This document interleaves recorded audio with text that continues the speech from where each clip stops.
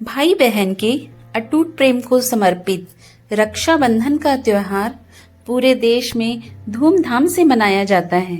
रक्षाबंधन कब शुरू हुआ, इसे लेकर कोई तारीख तो स्पष्ट नहीं है, लेकिन माना जाता है कि इस पर्व की शुरुआत सतयुग में ही हो गई थी। इस त्योहार से संबंधित कई कथाएं पुराणों में मौजूद हैं। आइए इनमें से एक कथा आज हम सब सुनते हैं। राजा बलि बहुत दानी राजा थे और भगवान विष्णु के अनन्य भक्त भी थे। एक बार उन्होंने यज्ञ का आयोजन किया। इस दौरान उनकी परीक्षा लेने के लिए भगवान विष्णु वामन अवतार लेकर आए और दान में राजा बलि से 3 पग भूमि देने के लिए कहा, लेकिन उन्होंने 2 पग में ही पूरी पृथ्वी और आकाश नाप लिया। इस पर राजा बलि समझ गए कि भगवान उनकी परीक्षा ले रहे हैं। तीसरे पग के लिए उन्होंने भगवान का पग अपने सिर पर रखवा लिया। फिर उन्होंने भगवान से याचना की कि अब तो मेरा सब कुछ चला ही गया है, प्रभु आप मेरी विनती स्वीकारें और मेरे साथ पाताल में चलकर रहें।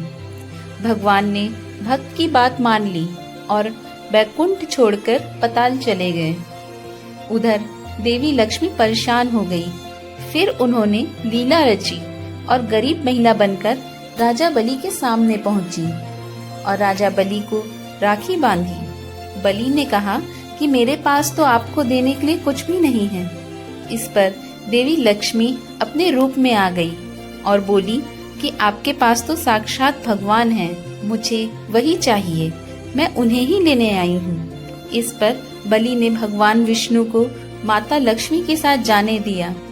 जाते समय भगवान विष्णु ने राजा बलि को वरदान दिया कि वह हर साल 4 महीने पाताल में ही निवास करेंगे। यह 4 महीना चतुर्मास के रूप में जाना जाता है, जो देवशयनी एकादशी से लेकर देव उठानी एकादशी तक होता है।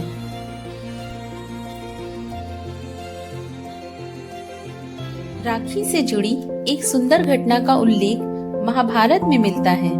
सुंदर इसलिए क्योंकि यह घटना दर्शाती है कि भाई बहन के स्नेह के लिए उनका सगा होना जरूरी नहीं है। कथा है कि जब युधिष्ठिर इंद्रप्रस्थ से राजसूय यज्ञ कर रहे थे, उस समय सभा में शिशुपाल भी मौजूद था। शिशुपाल ने भगवान कृष्ण का अपमान किया तो श्री कृष्ण ने अपने सुदर्शन चक्र से उसका वध कर दिया। लौटते हुए सुदर्शन चक्र से भगवान की छोटी उंगली थोड़ी कट गई और रक्त बहने लगा। यह देख द्रौपदी आगे आई और उन्होंने अपनी साड़ी का पल्लू फाड़कर श्री कृष्ण की उंगली पर लपेट दिया। इसी समय श्री कृष्ण ने द्रौपदी को वचन दिया कि वह एक एक धागे का ऋण चुकाएंगे। इसके बाद जब कौरवों में द्रौपदी का चीर हरण करने का प्रयास किया तो श्री कृष्ण ने चीर बढ़ाकर द्रौपदी की चीर की लाज रखी। कहते हैं जिस दिन द्रौपदी ने श्री कृष्ण की कलाई में साड़ी का पल्लू बांधा था, वह श्रावण पूर्णिमा का दिन था।